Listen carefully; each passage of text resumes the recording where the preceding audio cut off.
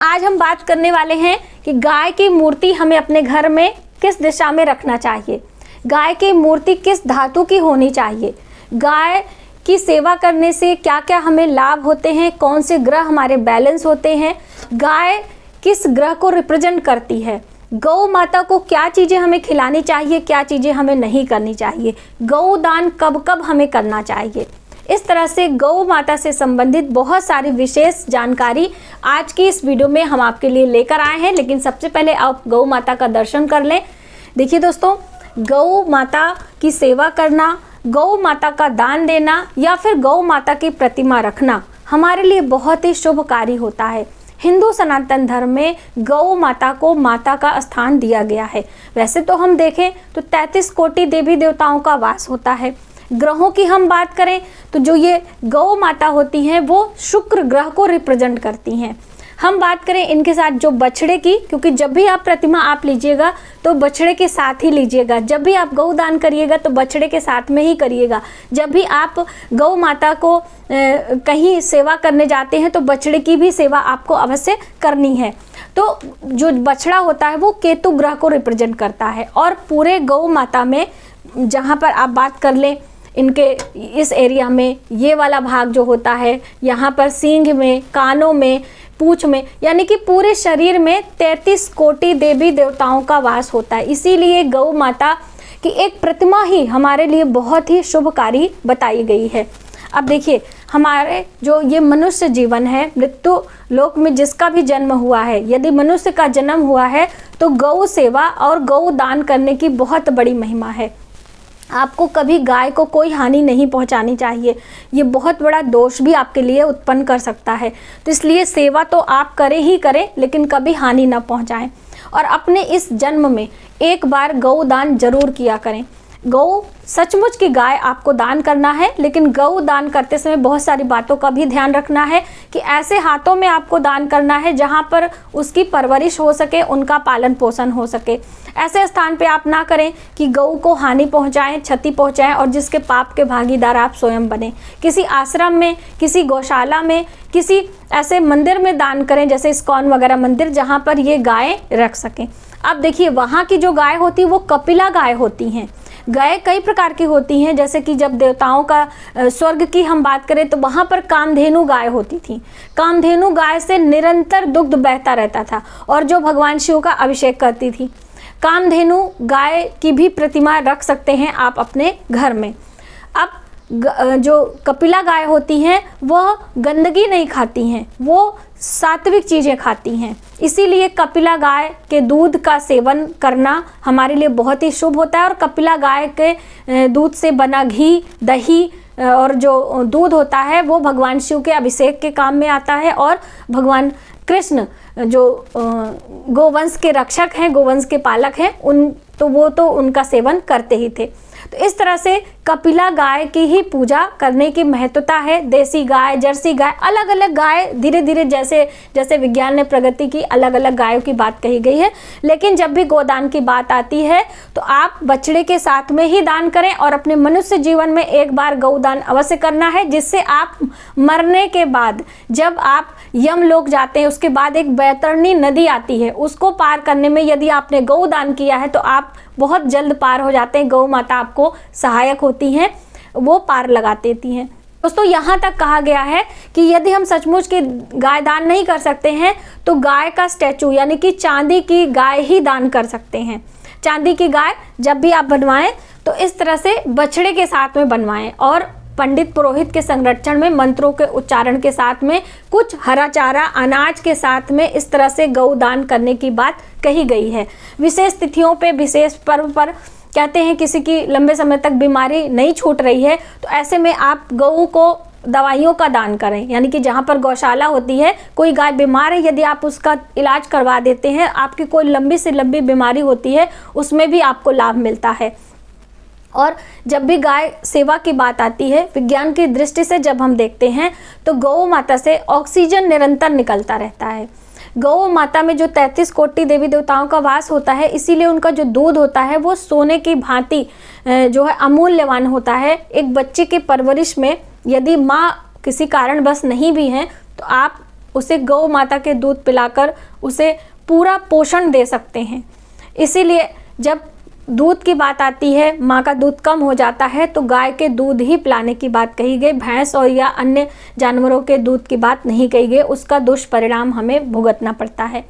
तो आप ये चीज़ें ध्यान दें। और गाय के जो पंचगव्य होते हैं उनके सेवन से हमारे शरीर के बहुत सारे रोगों का विनाश होता है।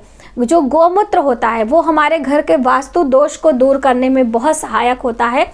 थोड़ा सा गौमूत्र यदि हम अपने बच्चों के स्नान वाले जल में डालते हैं तो इससे राहु केतु बैलेंस होता है और हमारे बच्चे का मन पढ़ाई में लगता है। तो आप किसी पतंजलि वगैरह से ला सकते हैं या फिर आपका ये फ्रेश मिल जाए तो भी होता है। 27 घंटे तक गौमूत्र हमारे लिए शुभ होता है। अच्छा चलिए, आपने ये सारी बातें तो क्लियर हो गई। अब हम ये स्टैचू हमें कहाँ पर रखना है, तो देखिए रखने से पहले आप किस धातु का लेकर आएँ। ठीक है, तो सबसे पहले तो आप कोई भी धातु का ले सकते हैं, सोने की, चांदी की, तांबे की, पीतल की। अगर आपको ये सारी भी नहीं लेनी है तो आप मार्बल की भी ले सकते, क्योंकि जो गौ माता होती हैं वो बहुत ही सकारात्मक ऊर्जा से भरपूर होती हैं, क्योंकि ऑक्सीजन निकलती है। अब इसे आप अपने घर में, यदि आपके छोटे बच्चे हैं, पढ़ाई लिखाई में कम मन लगता है, आप चाहते हैं कि आपका बच्चा पढ़ाई लिखाई करे, तो आप इसे अपने घर के दक्षिण पूर्व कॉर्नर में रखें। दक्षिण पूर्व आग्नेय कोण कहा जाता है, चाहे आप पूर्व और दक्षिण कहें और दक्षिण पूर्व, ये दो कोने हो जाते। कभी हम आपको इसके बारे में जानकारी देने वाले हैं, बिल्कुल आपको कॉर्नर में जाके, और विद प्रैक्टिकल हम आपके लिए वीडियो लेकर बहुत जल्द आने वाले हैं। तो आपको दक्षिण पूर्व के कॉर्नर में ये गाय का स्टैचू रखना है। ऐसा करने से आपके बच्चों का जो दिमाग होगा वो नई नई क्रिएटिविटी सोचेगा, नई नई चीज़ें, आविष्कार, जिसे आप कहते हैं ना चर्निंग, हमारा दिमाग हमेशा चलता रहता है। इसीलिए मैंने आपको बताया था कि आप अपने घर के आग्नेय कोण में चक्की रखें, जो आटे वाली चक्की होती है जो पहले के समय में चलती थी, क्योंकि जो चक्की होती है उससे भी एक नए चीज़ का आविष्कार होता है। गेहूँ हम डालते हैं और आटे के रूप में हमें दूसरी चीज़ें मिलती हैं, और जिससे बहुत सारी चीज़ों का निर्माण होता है। रोटी और मैदा, सूजी, ये अलग बात हो जाती है। कहने का अर्थ है कि एक नई चीज़ का निर्माण हमारा सोच करता है, हमारा विचार करता है, और वो विचार सकारात्मक तब होता है जब हमारे आग्नेय कोण में ऐसी शुभ चीज़ें पाई जाती हैं। तो आप ये स्टैचू अपने घर में बच्चों के लिए रखना चाहते हैं तो आग्नेय कोण में रख सकते हैं। अब क्या अन्य दिशा में नहीं रख सकते हैं? बिल्कुल रख सकते हैं। आप अपने घर के पूर्व दिशा में भी रख सकते हैं, आप उत्तर की दिशा में भी रख सकते हैं, और आप ईशान कोण में भी रख सकते हैं। तो ये सारी दिशाएं रखने की है, यहाँ तक कि पश्चिम में भी रखने की बात कही गई है। ठीक है, तो घर के अलग अलग हिस्सों में अलग अलग रखने के इसके शुभ परिणाम मिलते हैं। यहाँ तक आप दक्षिण दिशा में भी रख सकते हैं, ऐसी कोई प्रॉब्लम नहीं है। ठीक है, अब बहुत सारे लोग पूछ सकते हैं क्या हम अपने मंदिर में रख सकते हैं? बिल्कुल आप रख सकते हैं। जो कान्हा जी की फ़ोटो होती है आप उनके पास में रख सकते हैं। अब यदि आपके घर का मंदिर छोटा है तो आप परेशान ना हो, आप घर के किसी भी दिशा में रख दें, और हर दिन आप थोड़ा सा धूप दीप दिखा के प्रणाम कर लें। वैसे दोस्तों, रियल गाय जो होती हैं, सचमुच की गाय जो होती हैं, यदि आप उनके पास थोड़ी देर बैठें और थोड़ी देर उनकी सेवा करें। अब देखिए, सेवा में बहुत सारी बातें आ जाती हैं। आप या तो अपने 9 ग्रहों को बैलेंस करना चाहते हैं तो अलग अलग चीज़ें आप खिलाएं और उनके साथ थोड़ा सा समय बिताएं, तो आपके 9 ग्रह बैलेंस होते हैं, आपकी बहुत सारी मनोकामनाएं पूर्ण होती हैं। अब देखिए, गौ माता की सेवा की जब बात आती है तो आप जब भी इनके संपर्क में आए, इनके गले के इस वाले भाग को आपको सहलाना चाहिए। देखिए, खाने पीने की एक अलग बात हो जाती है, गाय को नहलाने की एक अलग बात हो जाती है, लेकिन जब गौ माता को सुख की बात आती है तो गाय का जो ये गले वाला हिस्सा होता है, जिसे कि हम इनकी भाषा में बोले तो उसे कंबल कहा जाता है, तो आप कंबल को यदि स्पर्श करते हैं, सहलाते हैं, तो गौ माता को सुख की अनुभूति होती है। क्योंकि उसका रीज़न क्या है, थोड़ा सा समझिएगा। गौ माता अपने शरीर के हर भाग को स्पर्श कर लेती हैं, कभी खुजली होती है, कभी मक्खी बैठी रहती है, पीछे वाले भाग को पूंछ से हटाती हैं, इधर वाले भाग को अपने सिर से हटाती हैं, लेकिन जो ये कंबल वाला भाग होता है ये गौ माता कभी स्पर्श नहीं कर पाती हैं, जिसके कारण उन्हें कभी ना कभी यहाँ पे इरिटेशन होती है, खुजली होती है। तो आप कभी गौ पाले होंगे तो आपको पता होगा कि जब इस भाग को आप स्पर्श करते हैं तो गौ माता एकदम ऐसे दुलार से आपके पास आ जाती हैं और वो चाहती हैं कि आप उनके इस भाग को सहलाएं। तो इसीलिए जब आप गौ को सुख देना चाहते हो, गौ के पास थोड़ी देर समय बिताना चाहते हो, तो गाय के ये कंबल वाले हिस्से को आपको सहलाना चाहिए। कभी भी गाय को कोई हानि नहीं पहुंचाना चाहिए, किसी भी दशा में हो, किसी भी स्थिति में हो। आप गौ को कोई भी कष्ट है तो आप सब काम छोड़कर उनके कष्ट को दूर करने का प्रयास करें। हम जब घर से बाहर निकलते हैं तो यदि हमें गौ दिख जाती है तो शुभता का संकेत मानी जाती हैं। आप किसी काम के लिए निकल रहे हो, विशेष काम के लिए, आप नोटिस करिएगा कि जब गौ माता आपको दिख जाती है तो वो काम आपका निर्विघ्न दूर हो जाता है। इसलिए यदि आप अपने घर के मुख्य द्वार के आसपास भी गौ माता रखते हैं और हर दिन दर्शन करते हैं तो भी आपके बहुत सारे संकट दूर होते हैं। कहते हैं कि सुबह सवेरे उठते ही गौ का दर्शन करना चाहिए। कहते हैं सपने में गौ माता का दर्शन करने से हमें धन की प्राप्ति होती है, माता लक्ष्मी की प्राप्ति होती है। और ये जो गौ माता का पूंछ वाला भाग है, इनके ये जो पूंछ होता है, इससे हम अपने बच्चों का झाड़ा करते हैं। यानी कि जो हमारी दादी नानी रहती थी वो बच्चों का नज़र दोष उतारती थी। आपने देखा है पूरे शरीर में जो इनके हर अंग हैं सबका अपना एक महत्व होता है। 33 कोटि देवी देवता तो वास करते ही करते हैं। ये जो पूंछ वाला भाग है सबसे ज़्यादा वाइब्रेट होता है, कंपन होता है ना, हमेशा गाय की पूंछ चलती रहती है क्योंकि वो मक्खी मच्छर को हटाती रहती है, अपने ऊपर कोई अटैक ना करे, हमेशा गाय की पूंछ होती रहती है। ज़्यादा वाइब्रेशन होने के कारण उसका जो प्रभाव होता है वो बहुत ऊर्जावान हो जाता है। इसी कारण से जब कोई बच्चे को नज़र दोष होती है तो इनके पूंछ से ऐसे झाड़ा करते हैं और वो नज़र दोष उतर जाती है।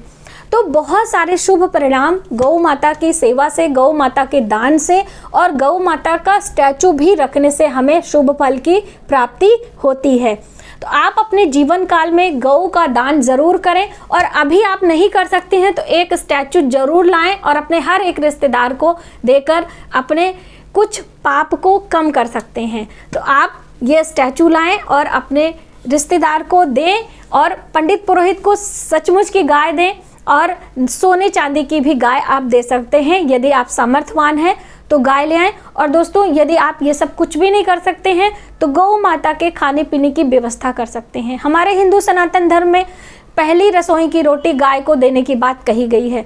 अब बहुत सारी बहनें स्नान नहीं करती हैं, सुबह भोजन पकाने लगती हैं। बहुत सारे घरों में मांस का सेवन होता है, इस वजह से बहुत सारी बहनें पीरियड की अवस्था में गौ माता को रोटी नहीं निकाल पाती हैं। और आपके मन में इच्छा है कि हम गौ माता को रोटी निकालें, तो ऐसी दशा में एक काम करें, आप अपने घर में जब भी भोजन पका रहे हैं 3 कंटेनर रखें।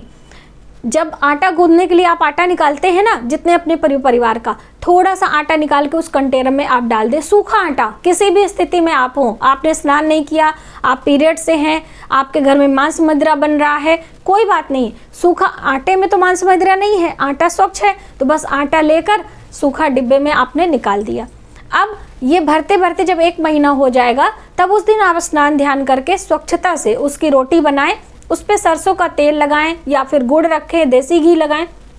देखिए अलग अलग चीज़ें अलग अलग ग्रहों को रिप्रेजेंट करती हैं और अलग अलग ग्रहों को बैलेंस करने के लिए जो हमारे 9 ग्रह होते हैं, सूर्य से लेकर राहु केतु तक, ये गाय को रोटी खिलाने से वो बैलेंस होते हैं। वो सभी जानकारी मैंने पहले से भी दी है, तो आप थोड़ा सा चेकआउट भी कर लें, लिंक हम डिस्क्रिप्शन बॉक्स में दे देंगे।